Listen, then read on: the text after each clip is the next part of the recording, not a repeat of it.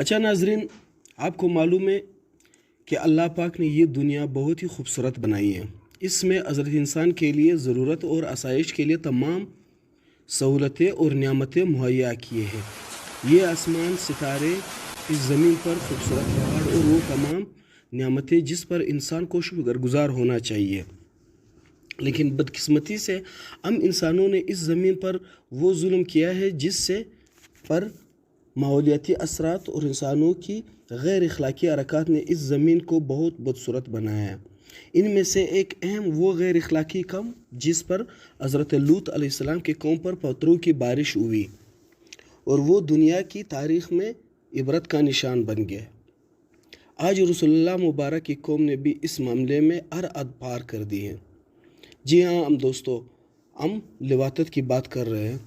नाजरीन, आज हमारे मुल्क में जहाँ दूसरी बुराइयाँ अरूज पर है, इनमें से लिवातत भी खुलेआम हो रही है।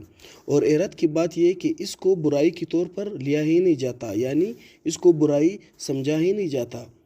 अगर देखा जाए तो जानवरों में भी जिनसी मुखालिफ का शऊर यकीनी है यानी, मगर इंसान जिसको अशरफुल मखलूक़ात कहा जाता है, इस काम को बहुत बड़े पैमाने पर सरअंजाम दिया जाता है। यानी ये काम इतना आम है आजकल कि अगर आप बिल्कुल इस पर गौर करें तो इसको जो है बुराई के तौर पर समझा ही नहीं जाता, और ये बिल्कुल इसको मतलब ज़िना ही नहीं कहा जाता लिवातत को।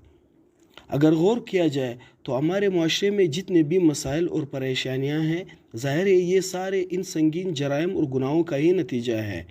अगर आपकी ज़िंदगी में बरकत नहीं होगी, आप अगर परेशान होंगे, इतनी संगीन जराइम अगर आप कर ले और इन गुनाहों में आप मुलविस हो, तो आप कैसे समझ सकते हैं कि हम लोग जो है एक खुश खुरम और एज ए मुसलमान के तौर पर हम जो है खुश रह सकते हैं, या हमारे हर काम में बरकत हो और अल्लाह पाक की रज़ा हो।